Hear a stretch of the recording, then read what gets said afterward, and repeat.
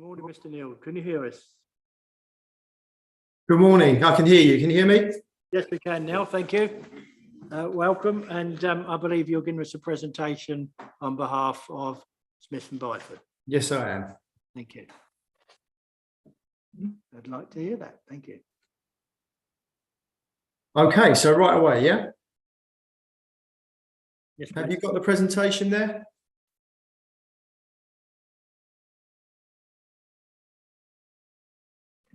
Morning, Danny. This is Annalisa. The presentation hasn't come through to me yet. Are you able to share your screen, or do you want to try and send it again?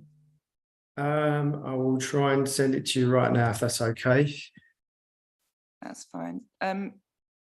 Should I suggest you just do a few introductions for Danny while I get the presentation up? Yes, thank you. Thank you, Danny. If we go around from the room from my left, my name is Terry Daubney. I'm the chair for the day, and Councillor Paul Rivers, who is the vice chair today. And from the left, it would be much easier for me if you could just introduce yourselves, please. Amy. Hi, I'm Amy Walton. I'm a housing graduate. Good morning, everyone. I am Ubi Miyakoto. I'm the compliance manager. Good morning. My name is Jonathan O'Neill. I'm Service Improvement Officer. Hi, Danielle Slightholme. I'm a member of the Tenants Panel. Good morning, Alan Morrison, a councillor for Cranley West. Good morning, I'm Sally Purcell and I'm on the Tenants Panel. Good morning, I'm Janet Crowe. I'm a Godalming Town Councillor and a Waverley Town Councillor for Farnham and Cattersall. Good morning, I'm Chris Austin, a member of the Tenants Panel. Good morning, my name's Rob Stratford. I'm Vice Chair and Treasurer of the Tenants Panel. Good morning, I'm Jackie Keane and I'm a Waverley Borough Councillor for Critchmere and Shottermill in Hazelmere. Good morning, I'm John Ravini and I'm Councillor for Hazelmere for the Waverley Borough, the Town Council and Surrey County Council. Good morning, Adrian Bryant, Contracts Manager for Responsive Repairs and Voids. Good morning, I'm Drew Roberts. I'm Compliance Officer for Fire Safety. Good morning, Andrew Smith, Executive Head of Housing for Guildford and Waverley. Good morning, I'm Annalisa Howson, the Housing Service Improvement Manager at Waverley. Unfortunately, I think Danny's presentation is stuck in the ether somewhere in the internet between wherever you are and wherever we are. Is it possible for you to share your screen, or are you could, if you could do your presentation without the slides and Yeah. take them afterwards? Thank you. I'll have a go. It says it's sent. I don't know whether it's in your will be in your spam or something like that, but I'll have a go. If you just bear with me a sec.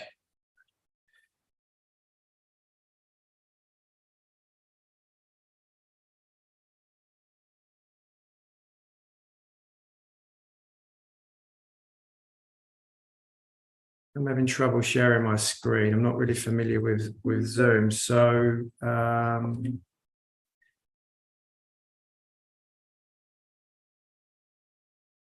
Lisa, I'm just going to try and send it to you one more time. Just check I've got your email correct.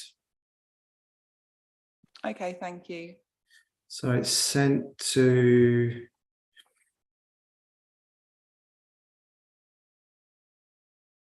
Annalisa Housen at 10:09.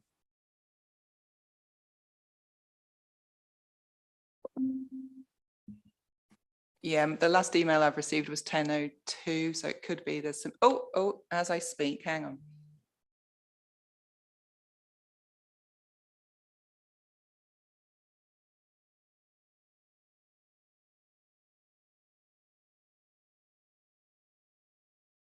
Do you want to go around again? 2 minutes while I just pull it up. Have you got it there?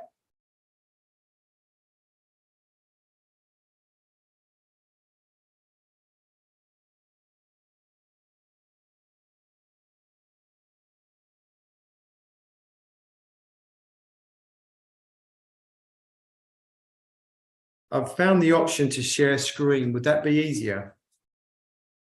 We'll have a race. You try and I'll try my end as well. Share my screen. Right, share screen. Okay. Can you all see that screen?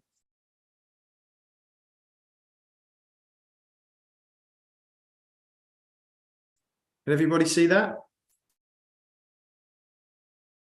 Not yet, Danny. I think Annalisa's winning. But it says I've shared, but maybe not. Let's have a look.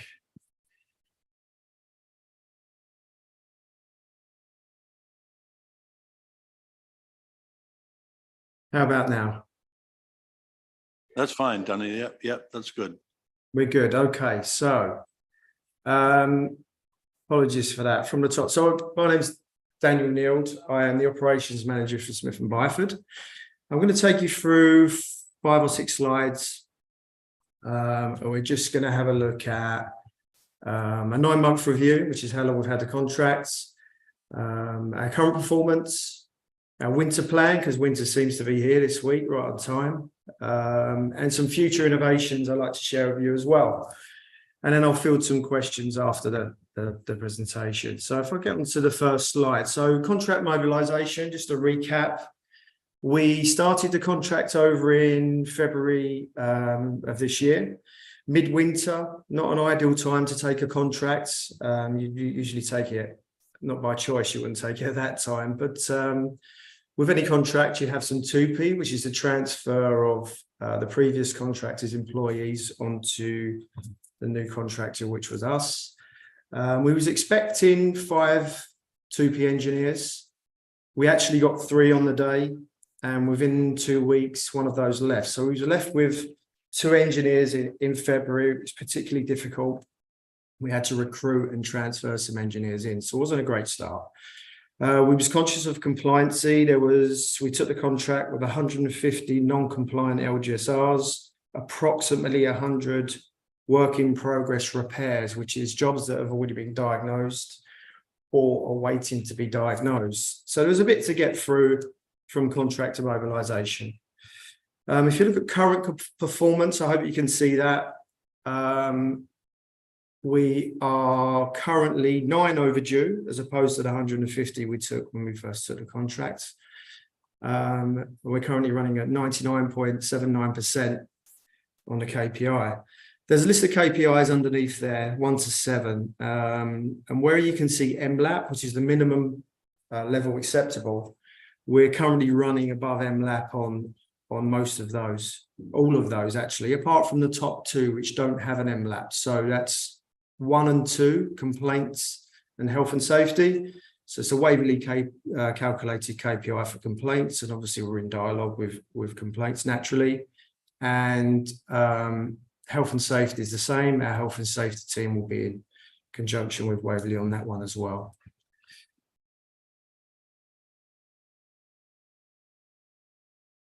So going on to our winter plan for this year. So resources this year. So I've already spoken about the difficulties with resources, but right now we've got 6 engineers. It's about a 5-6 engineer contract for the amount of properties, 1 floating engineer, 1 field trainer who manages the engineers and is the liaison between the contract centre and the contract manager and yourselves. And the contact centre is fully staffed, which it probably hasn't been for about 4 years. I think if we go back to February, this is when we took the contract. It's the back of COVID. I think a lot of people have been working from home, reevaluating what they want to work and where they want to work. And it was a very difficult time, that period.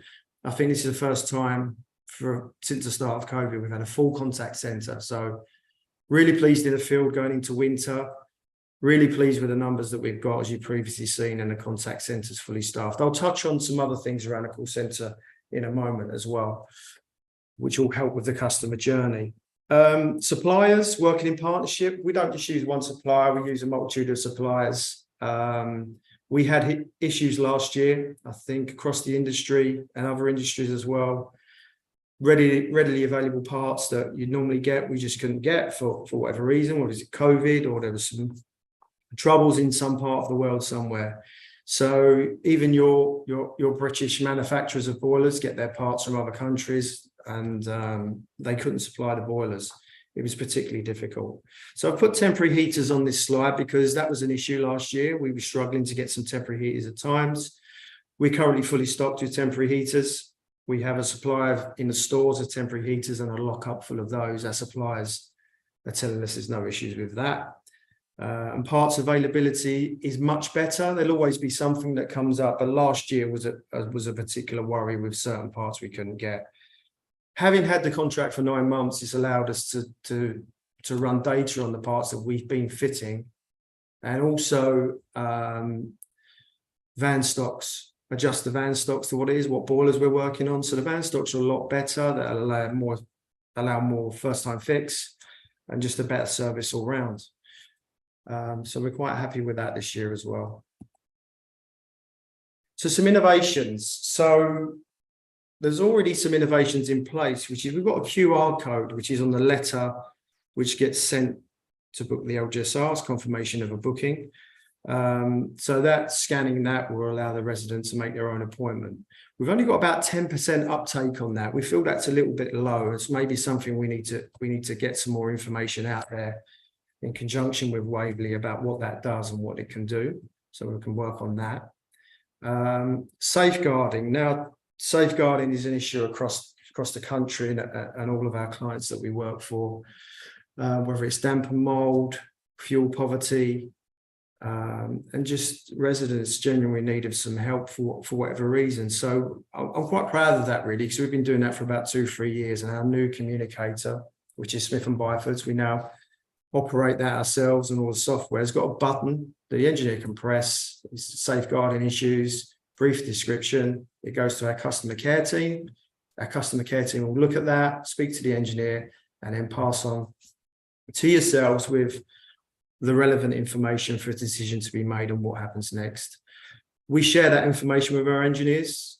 We give them examples when we've gone the extra mile and picked up stuff, and some goods come from that, and also when we haven't done the right thing, and get the feedback from that as well. So I'm really proud of that, and that's something we've been doing for a while now. Live chat. So live chat's new. It's AI, and it's on trial at the moment. We're hoping it's going to be in with about 3 weeks, definitely before Christmas. And the best way to explain it is we're fully staffed in a call centre. No one staffs for Beast from the East, for example, or there's snow on the ground. So what live chat is, it's another option. It's an app where you can go on and do various things. So it will confirm your information, for instance. It's similar to, if you've ever booked an appointment with British Gas, it's similar to that. It's very smooth and quite easy. So it's an automatic analysis of the recent property history. You can confirm, rebook a service appointment. You can book a reactive call appointment, so if you've got a breakdown or you need no heating, hot water. And you can book your follow-on job in, where we said that you need a part and you wasn't sure that you were there. So what that will present you with is a calendar, essentially, a booking screen. The booking screen will give you options for a time and a day to suit your needs. You can raise a new breakdown, check on existing planned appointments just to confirm, and it will supply you more information relating to an existing job as well. It will provide feedback on completed works. It will confirm an appointment by email. It's our system. We can adapt it in conjunction with yourselves to what we need.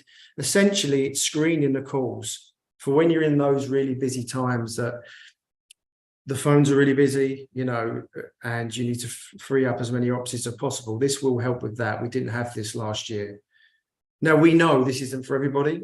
We know that, we've got some certain residents out there that want to speak to somebody, and that's understandable, maybe our elderly residents. And this is going to free up those call agents to take those important calls. So that is my last slide. Is anybody got any questions?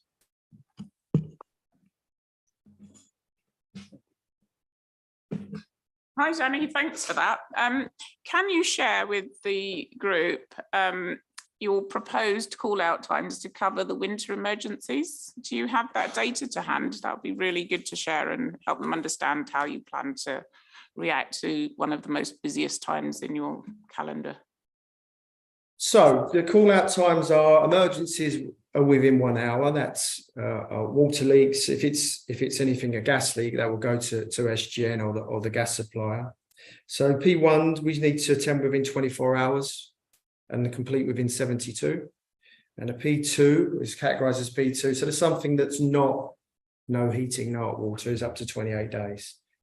And our out of hours team, we run out of hours teams as well, and we'll attend within 24 hours.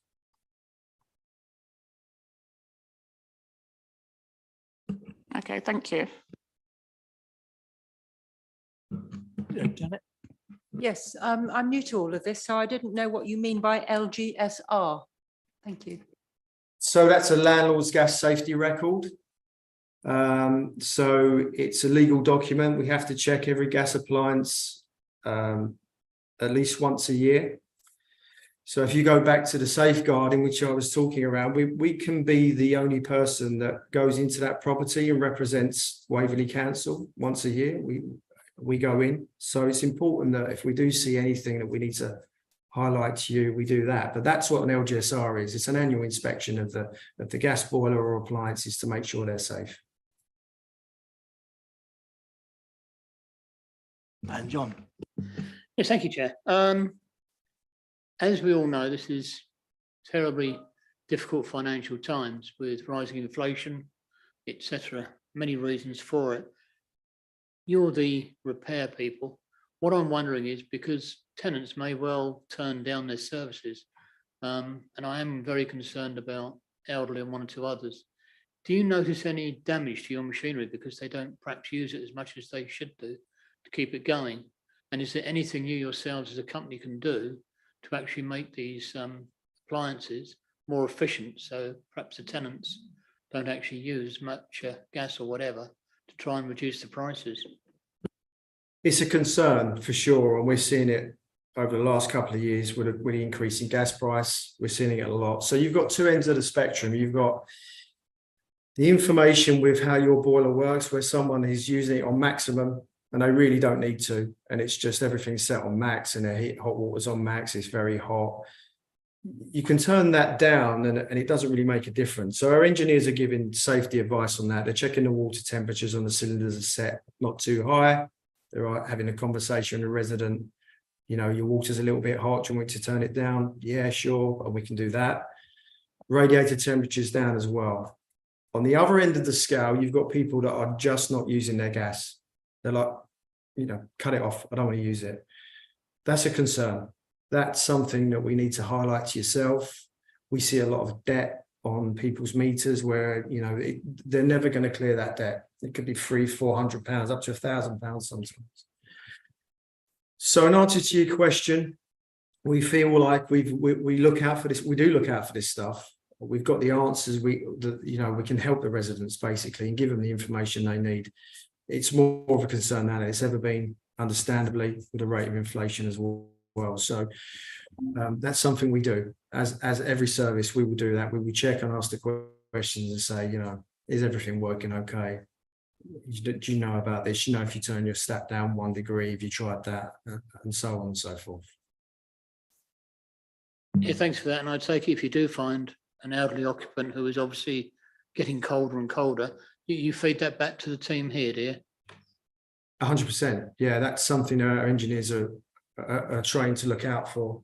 One, they need to inspect the boiler and to make sure it's safe. So straight away, you can't do that because you can't run the boiler. And then there's leaving someone there who's potentially vulnerable with no form of heat. So that needs to be highlighted straight away, and it is. Thanks. Any further questions? Thank you, Danny. I have a couple of questions, please. We noticed in our last KPIs that you were achieving very well with your inspections and safety checks, but there was an issue that arose a few weeks ago about a service that took something like seven minutes, which seems very inadequate. Do you have any sort of idea, or what do you allocate to an operative to do that service check? I would agree. That does sound very quick. I'd like that information if I could, maybe outside of this meeting. But all of our engineers, so an LGSR will be a series of pictures and a series of readings that get recorded on the comms. So we ask for certain pictures to prove that at that particular time it was performing as it should.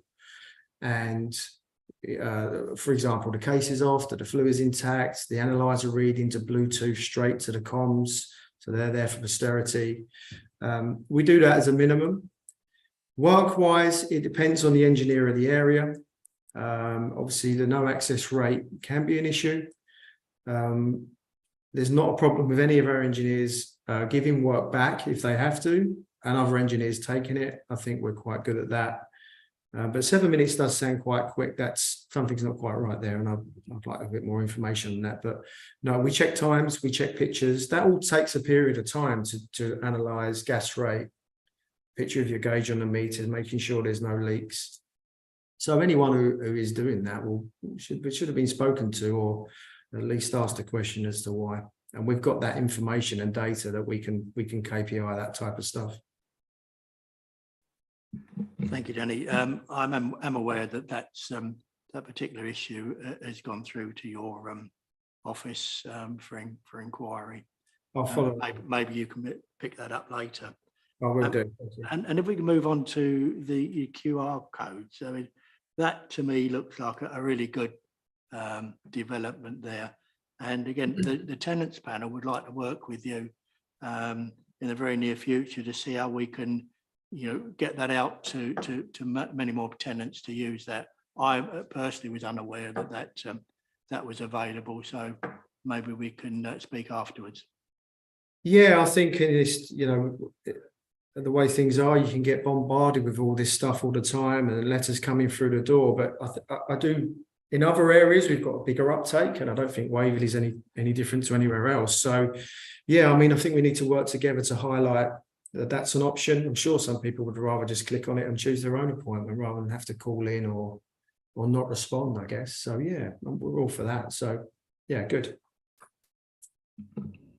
Thank you, Danny. Well, I'll get your telephone number and I'll be in contact in the next week or so. Annalise. Yes, I just thought that is something we could promote. Obviously, we've just missed this edition of Homes and People, but the next edition, it would be good if we had a tenant who had used the QR code. So rather than just saying, you can use this code, we can have somebody who's used it and said, this was really easy and straightforward. It was really helpful. I wasn't hanging around on a phone. I'm sure they don't hang around on the phone. I'm sure you're very efficient, but I didn't have to make a phone call. I could do it all myself. So I think that's something we can definitely promote. Yeah, current call times are around 2 minutes. That will go up in the winter naturally. They won't stay that way, but I can give you the tenant information because every single job says whether the tenants use the app or not. So that's something I can give you quite easily. Thank you, that'd be great. Yes, thank you, Danny. Yeah, I mean, it would be interesting to see how many people are using that. And that will that cover servicing and repairs? No, so the letter, so that's on a letter. So it's a correspondence for we're confirming your LGSR, for instance, in 2 weeks' time, and it will have a little brief description. If you click on the QR code, you can change or confirm this appointment. With repairs, I guess that might be more for the live chat AI. So when we're ready for that and we can brief that out in conjunction with yourselves, that might be some, it's midwinter. I don't want to ring up. I want to make this quite easy. Click on it, confirm your details, pick your own booking. I think that's a better way as well of booking an appointment. Yeah, quite agree. Thank you. Danielle has a question. Hi, it's good to hear that you're getting a grip on all of the KPIs and all the sort of lateness and problems in the past. Can you I didn't catch it properly. When you were talking about the timeframes, what was the last one that was the 28-day one? So 28 days is if it's something that's not affecting, it's up to 28 days. So it's something that's not affecting heating or hot water, but needs to be done. Maybe something cosmetic. I'm trying to think of something that's would fall into that. So yeah, so something that's not affecting heating and hot water today. Okay, great. So when people don't have heating or hot water, you say that you would attend within 24 hours. Is that regardless of, like, for example, these things always happen on a Friday afternoon. So if I phoned you I mean, how would I phone you if my heating went off or my hot water went off at Friday at 7 o'clock? That would be a pain. That's what would happen. You would call in and providing, sorry, I'm just going to plug my laptop. It's going to die. So providing we go through the vulnerability check and screen the call. So if it was a particular resident that had vulnerabilities, that would be a priority. Elderly, disabled, newborn baby, just got out of hospital. So we would prioritize that call. But if you called in Friday, 7 o'clock, and it's an emergency, and you fell into that category, we would get out as quick as possible. The next day would be when we would normally attend. So that's within the 24 hours. So outside those vulnerable categories, you're probably looking at Monday. No, it's a working contract on a weekend. Okay, good. Yeah, good. Thank you. You'd be given the option, you know, if you said, I don't want someone on a Sunday, can you come on Monday? He's willing to wait, then that's fine. Every case is different. We've obviously supplied weekly or bi-weekly the vulnerabilities information from Waverley. So when that call comes in, we pretty know what we know pretty much. That's really good to hear, because previously with the previous contractor, I telephoned, it was, I think, on a weekend, and yeah, about the hot water, and that was, sorry, it's a weekend, and that was the answer. So that's good to hear. Thanks. I just wanted to add to that, Danny. You've sold yourself a little bit short, because you do provide heating, little blow heaters to residents without heating particularly during the winter period. So that's a really crucial thing for the panel to be aware of, that we don't leave residents. So you wouldn't be left without any heating. There would be an arrangement for somebody to drop off some heating for you, and then they'd look to fix the actual problem as and when they can program it in, depending on the call volumes. Is that okay, Danny? That's correct. Yeah, thanks for bringing it up. So obviously, when we've got snow on the ground and we've got, you know, beast from the east, we're not going to get to everybody. That's the honest truth. So we can get to the most vulnerable, and we can drop fan heaters to the ones that are, you know, going to have to wait till the next day. So yeah, we do that. We can get to everybody. We might not fix it that day, but we can give fan heaters, for instance, and we've got lots of those, 12 on each van. So this time of year, we will give them out. That one. Thank you, Danny. When we're talking about fan heaters, I mean, they use a lot of electricity.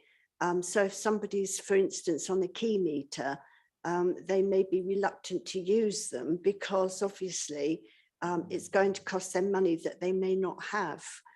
So, you know, is that that would be a safeguarding issue in a way, because they would need help, but they probably couldn't afford it. Definitely a safeguarding issue. If someone's got £5 left on their electric meter, that heater is going to get through that within 24 hours. So normally that conversation does happen with the engineer. Someone says, I don't want fan heaters. And then the engineers, when we do our toolbox talks and stuff like that, we talk about what that means. And then the engineer needs to say, you know, this is midwinter, you're going to need to have a fan heater. And it's, no, I don't want them because I can't afford it. That's something we need to escalate.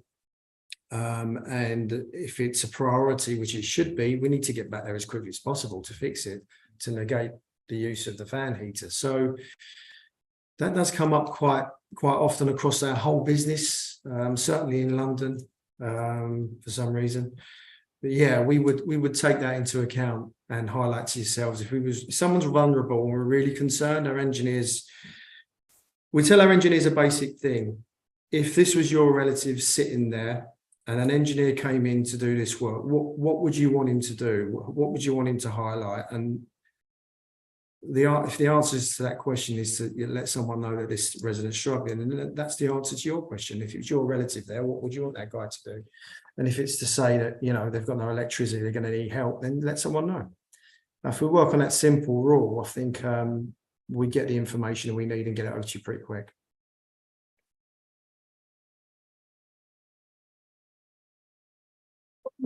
Yeah, and just to follow up on that, that information does come through to us, and we've had a conversation with the compliance team. You may remember we have the Housing Revenue Account Hardship Fund, and we're making sure that that resource is available to tenants if they're without heating, got the electric heaters and can demonstrate that they've got financial problems. We will assist in that way. Could there be a slightly less juicy form of heater? I don't know, those oil radiators, they're quite cheap. Is there one that could be another option as well? Yeah, oil heaters, I think they run slightly less electricity, use less electricity to run. We do use some oil heaters here and there. That is an option. If or even a better form that could be even cheaper. I don't know which the cheapest is. do you know what? I don't think there is a really cheap form of a fan heater or an oil heater. Oil is certainly cheaper than electric. I couldn't tell you the numbers. It is cheaper.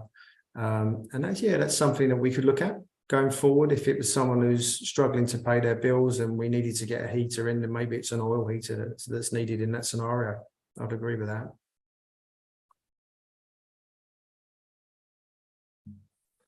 Thank you. Any further questions? I've got one. Thank you. Hi, Danny, it's Paul Rivers here. Hi. I really do appreciate the efforts you guys go into in safeguarding. You were very much Waverley's eyes and ears and hands and feet as well. So thank you for that. When you set up a standard annual investigation review with a tenant, I should know this, but how long does it take, and how much, what sort of time frame do you give the tenant to choose? Are we talking half a day or a quarter of a day or what?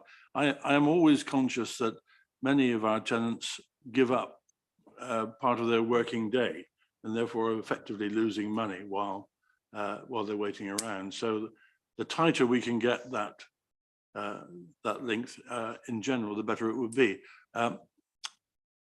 Is it half a day or what?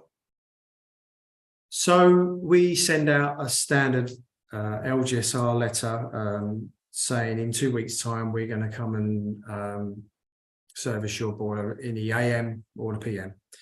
We have got slots for first call, 8 to 10, avoid school run morning, 10 to 2, avoid school run in the afternoon, and the last call, which is after 4 PM.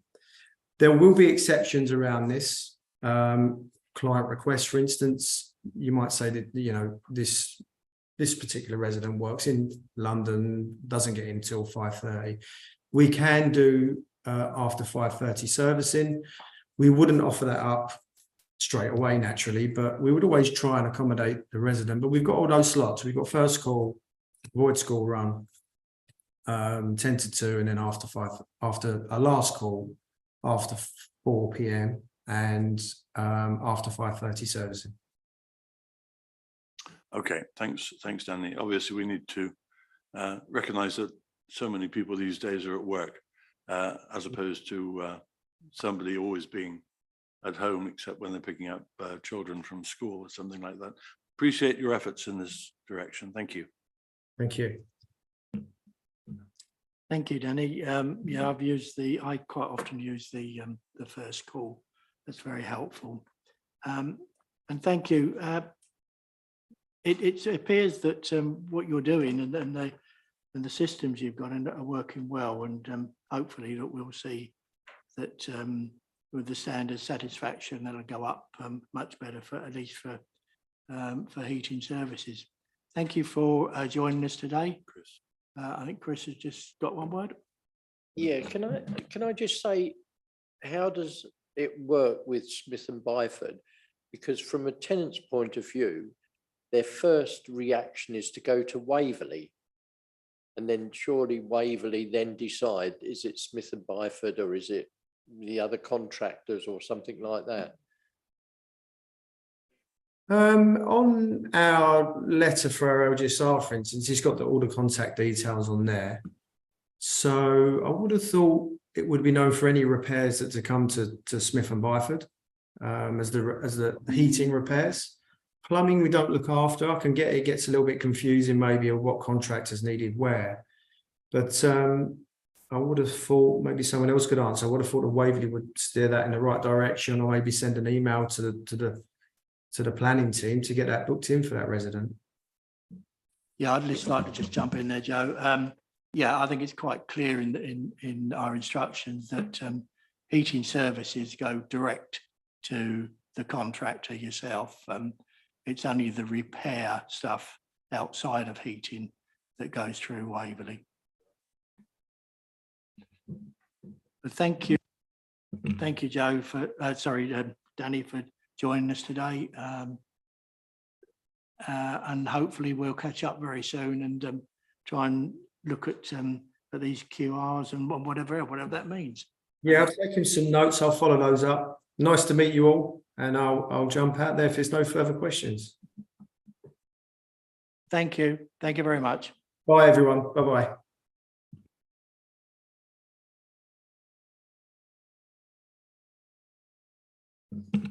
Thank you. Well, we now move on to item 7, aids and adaptations, and I believe Adrian's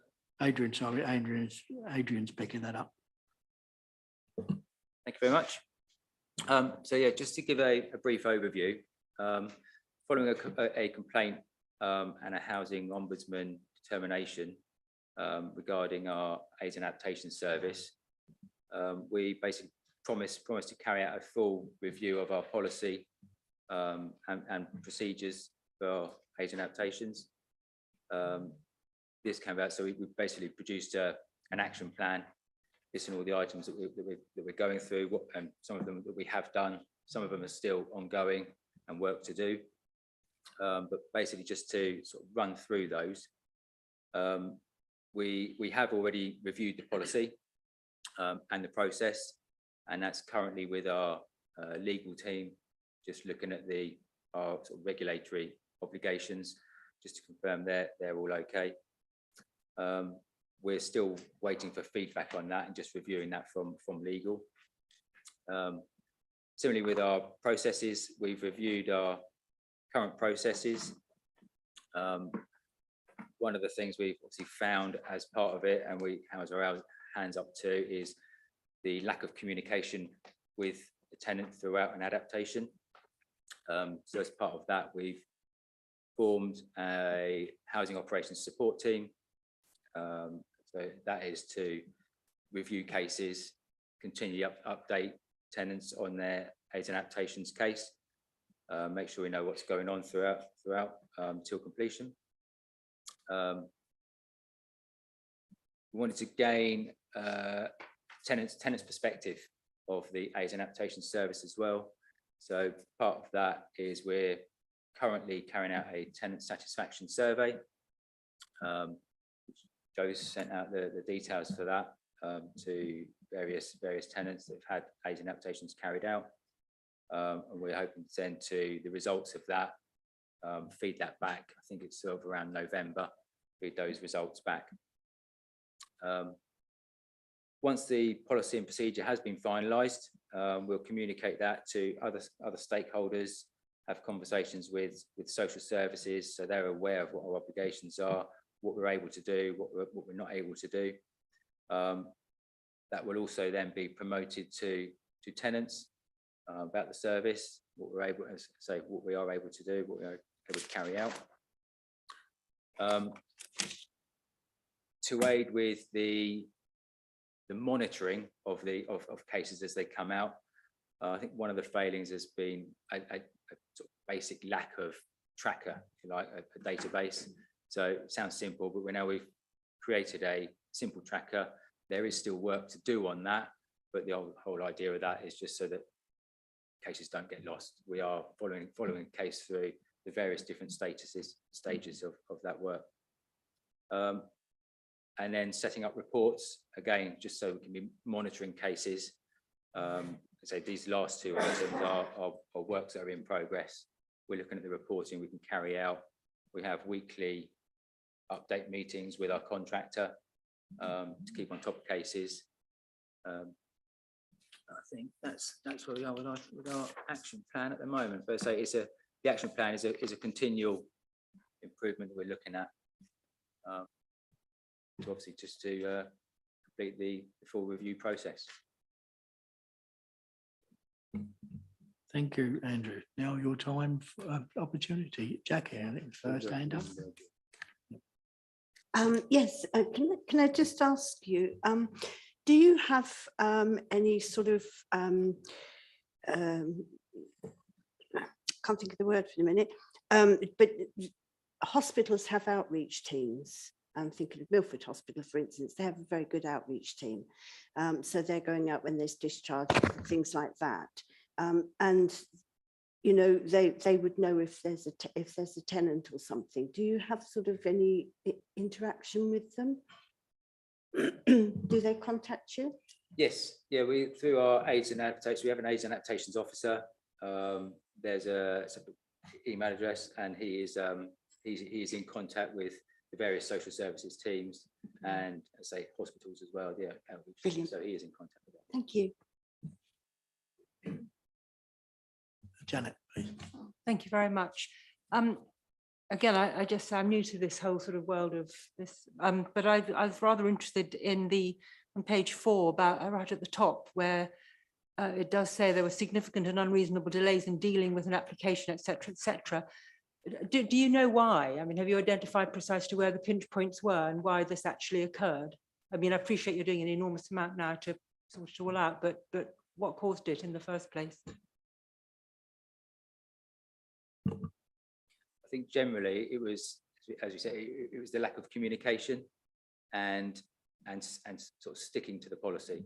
I mean, it's probably worth saying as well that the complaint came before we'd originally reviewed this policy as well. So there was a policy review, which was a few years ago, and this complaint came in before that. So that's why we're still committed to actually review the policy again because of that complaint, to make sure that doesn't happen. But I think we are aware, we have carried out a full investigation of that particular case. And we are aware there are 2 main failings, as we sort of put in there. So. But sorry, what did happen? Because it said that, excuse me, it said that there was, you know, unreasonable delays, like they made the complaint and then they made the request and then nothing happened. You found a contractor, but then they weren't actually employed. Why was nothing happening between each steps? What did happen? Can you clarify that, please, still? Yes, thank you, Chairman. I think really we can say all that we've said on this. It was a complicated case, and I think what Adrian has sort of set out in terms of our failings and how we've addressed those, reviewed the policy, looked at the action plan, created the housing operations support group to make sure this doesn't happen again. But to go into more detail on this now would not be appropriate. Thank you. John. Sorry. Thanks, Chairman.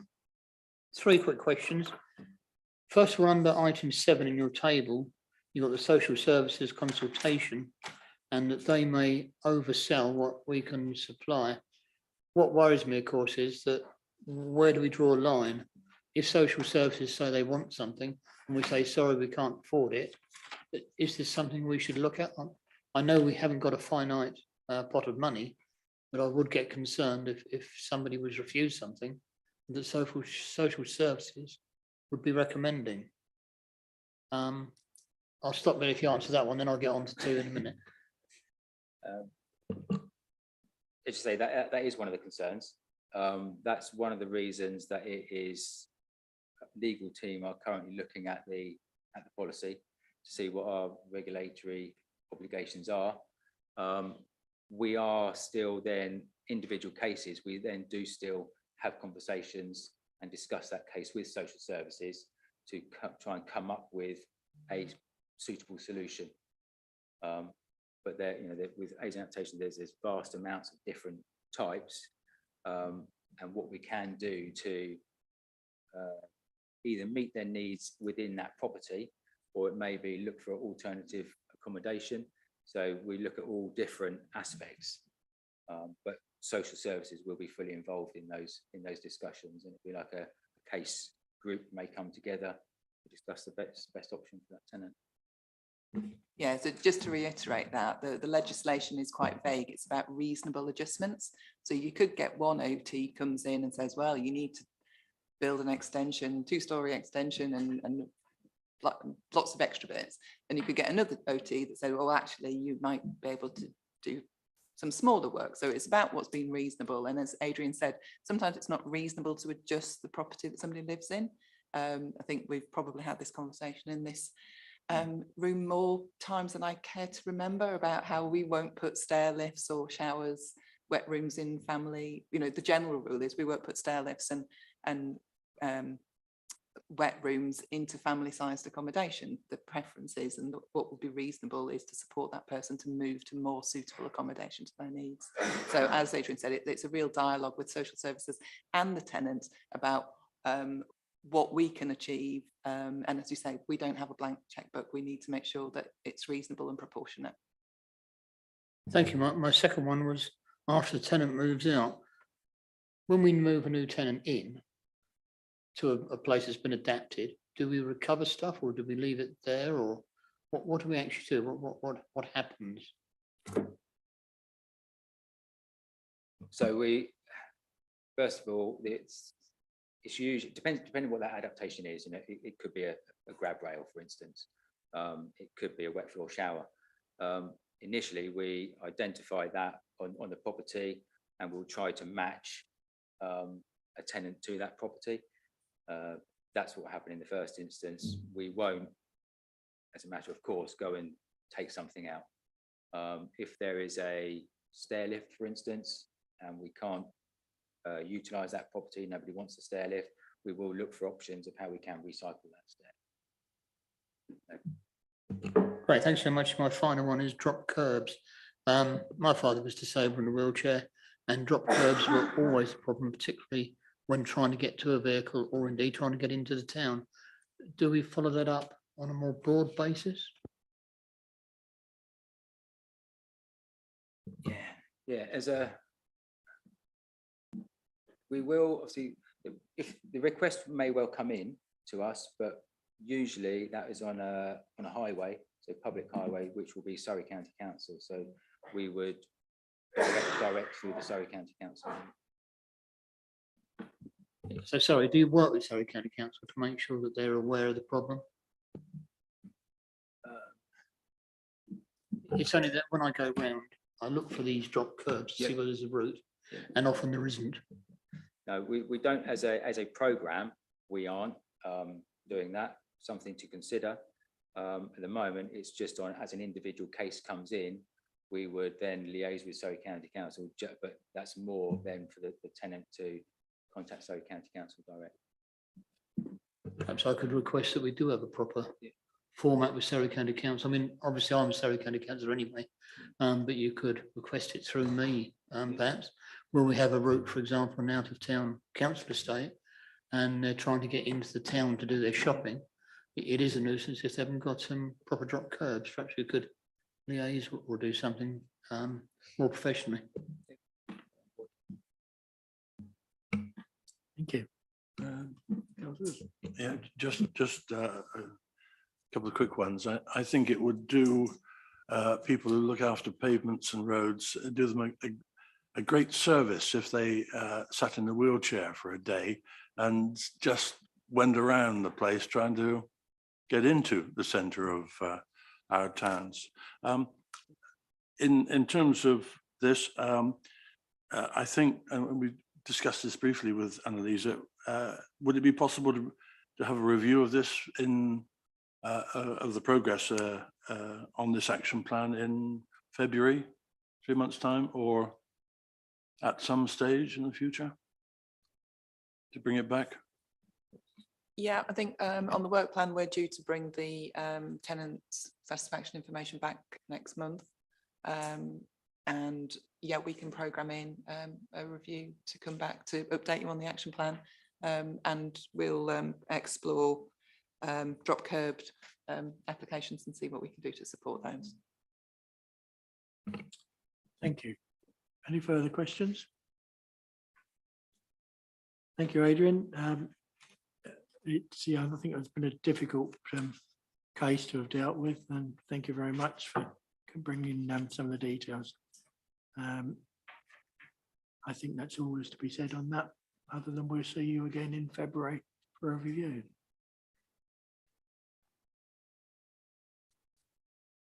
Thank you very much. We move on to item 8, the senior living fire alarm upgrade, and I believe Drew is going to deal with that. Good morning, everyone. To give a bit of background first, so during our most recent fire risk assessments at some of our senior living schemes, the fire risk assessor flagged that some of our fire alarm systems are aging. They're still operational, but they're aging. And they recommended upgrading them to sort of avoid issues of parts not being unavailable. To kind of plan into our work streams over the next few years to upgrade them. And about the same time, our fire equipment servicing contractor sort of flagged similar concerns. As I say, they are operational, but they raise concerns that at some point in the future, they're going to struggle to source parts for these panels. So off the back of those recommendations, we employed a consultant to visit the sites they flagged concerns with, to carry out an assessment and basically come up with a specification and design for each of the 5 senior living schemes. So those have taken place, and we're due to issue a tender. The consultant is putting together the tender pack at the moment, and we're due to go out to tender either towards the end of this month or maybe the beginning of November, as soon as we've got the tender back in a suitable quality that can be published. So basically I'm here today to ask for consent to enter into this contract.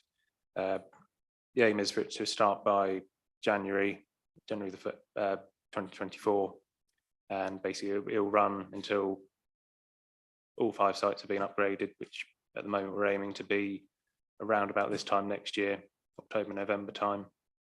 And the total value of the contract is expected to be around about, put it here, 6.6. No, 393,000 is the estimated value of the contract, but that will be split over the 2 financial years, so this financial year and the next. And we have requested budget for that, which I believe will be going through approval, but that's everything. Yeah, is there any questions? Yes, I would just like to say that. Thank you. It's a very full report, and I think it's something that's vitally required to be done. And you know, it's not something we can dither about. So I fully support this, and I think the sooner it's started, the better. Any further questions? It will be my pleasure to take that recommendation forward at the end of this meeting and approve it. So now's your chance to say you don't want it. Good, that's fine. Okay, so we can move on. Just one point. We're setting a budget at this 393 thing. That is not an exempt, an item that should have been an exempt. I don't want us to try and erase our memories over the last 5 minutes. Any comment? Right. Okay, that's fine. You don't need to erase your memories on that. Thank you all.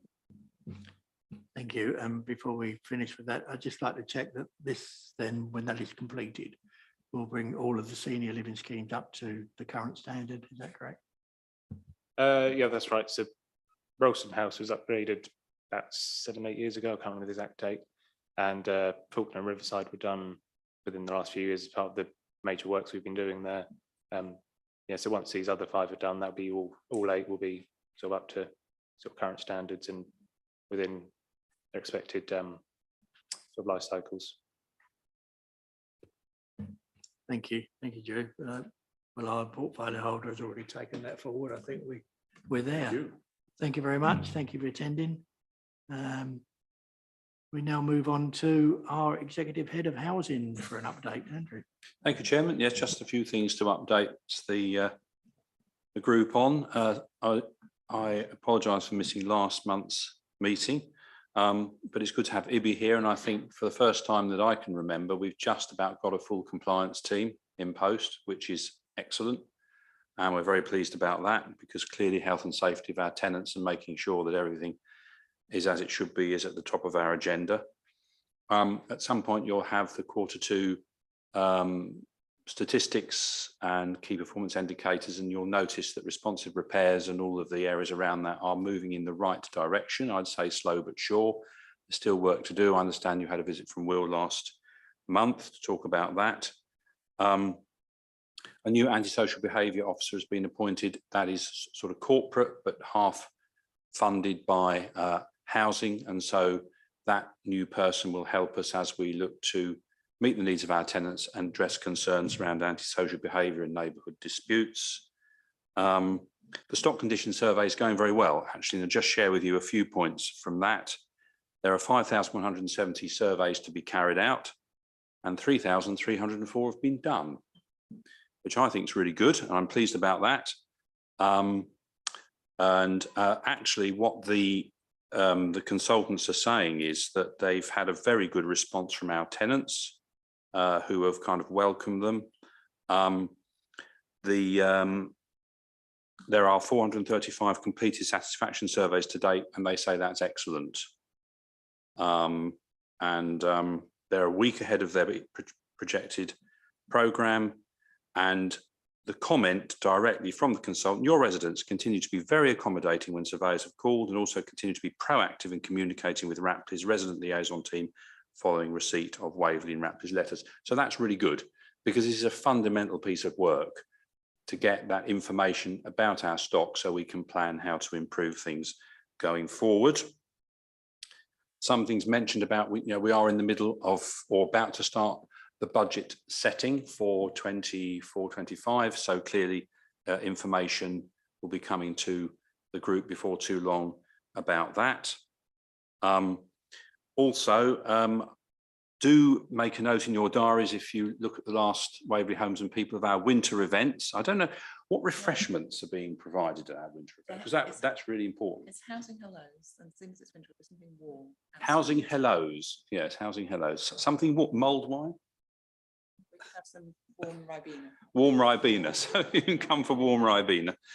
So there are on the 14th, 17th, 21st of November and the 23rd of November, those winter events, the winter hellos. So please make a note of those and encourage people to come along. I shall certainly try and come along to at least one of those.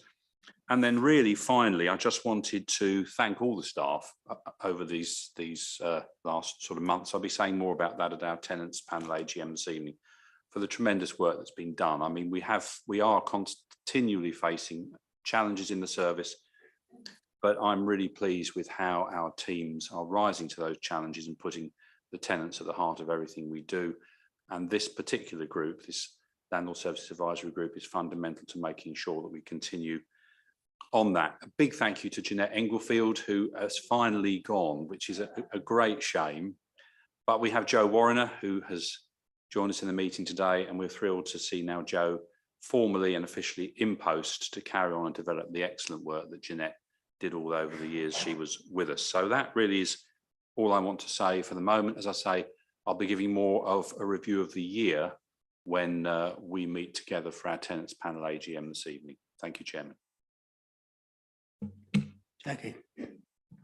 Well, yes, I'd just like to congratulate the whole of the housing team. I think they do a brilliant job. And the one thing that I am absolutely thrilled to see is the stock survey I mean, many years ago when I was on Waverley, I asked whether we could have stock surveys, and I was told it was far too much work to be done and it couldn't be achieved. And I am really proud to see that this is happening now, because as landlords, we have a right to know what's going on in our council homes, and also it serves to help the tenants as well. So congratulations. Thank you, Councillor Keane. And I would want to echo that last point, because the feedback that is coming, we've had 170 notifications so far in the survey on issues around sort of damp and mould. Now, we may not have ever found those out without this survey. So some of our tenants live in their homes and they could raise things with us, but perhaps they don't like to, or they don't know how to. But what this survey does is almost like a net that draws in all these issues in the homes and helps the tenants and enables the tenants and assures the tenants that we are taking the quality and the standard of their home very, very seriously. So I would echo that last point about it's good for tenants, ultimately, of course. Thank you, Councillor King. Okay. Thank you. I just wondered, when regarding neighbourhood disputes, is there a mediation service, plural possibly, that they can be directed to? Yes, there is, Councillor Crowe. Yes, we use a number of agencies for that, depending on what the particular situation is. On some mediation, you would want to get the parties together in the same room. On some, it's more of a shuttle mediation, so there's no one size fits all. But yes, we do. Yes.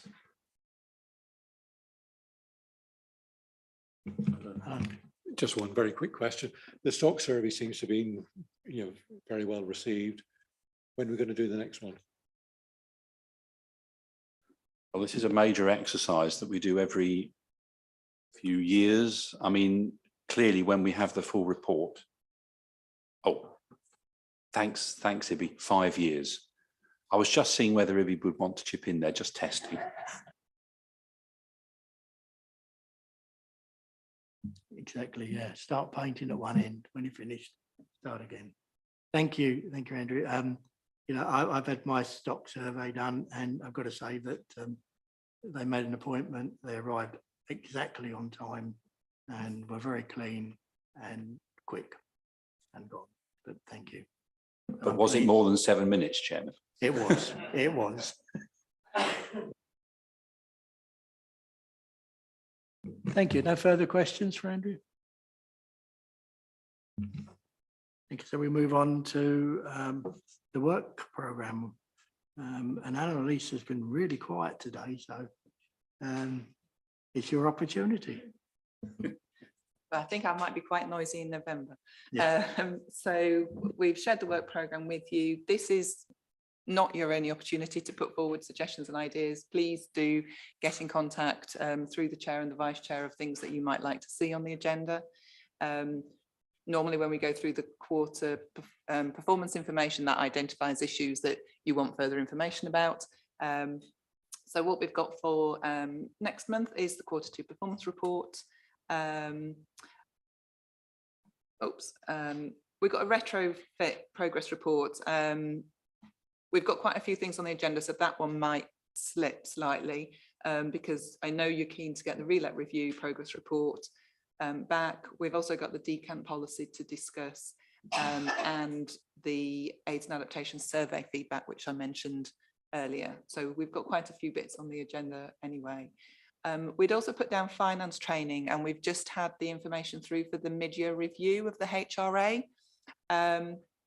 I did propose to the chairs that the board might want to consider.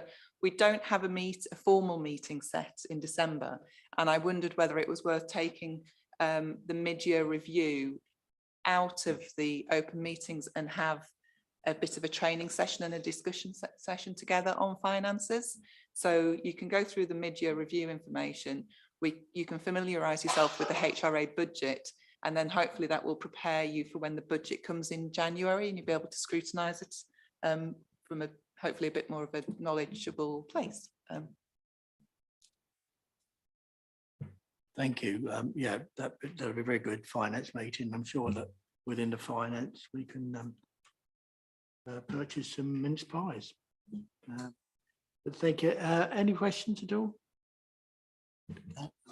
Just a quick one. I think language and the use of words is very important, and I wish I could do it better, but I blame my upbringing in the West Country on that. Now, at the end of November, we have decant policy to review. I would like, oh, let me start again. I don't like the word decant, and I will set a huge prize for someone to come up with a better word. Not that it would necessarily be changed, but I do suggest something better. I know decanting is very good for fine wines, but we're talking tenants now. Janet? I just wondered what it means, because I was thinking wine as well. Absolutely. It's one of those words that we do put in the housing glossary, but I take on board your point, and the first sentence of the policy does explain what it is. So why don't we put that in the title? We don't put it in the title because it's quite long-winded. Essentially, it's where the landlord is forcing the tenant to move. You have to move for works to be done to be at your home. But yes, decant is a very strange word, and we should make sure that it's very clear. So we will ask people to move who are doing major works to their property and the works can't be done while they live there. Or we also ask people to permanently move, like we've done in Oxford Ridge when there's a redevelopment and there's change to the buildings. I could just see that Andrew. Relocate. I could just see that Andrew has got something. His little spark was. Well, it was a funny, but what I was going to say was, how about forced move policy? But I don't think that works either. Strange. I was talking about eviction, but there we go. Thank you very much. Any other questions? Any other comments? Thank you again for coming along. Now just after 11:10, so quite a successful meeting. Thank you for coming, and for those that can make it, as Andrew has mentioned, tenant panel meeting at 7 o'clock this evening. We will have refreshments, and Where is it? yeah, yes. So in this room at 7 o'clock for those that can make it. Look forward. Thank you very much.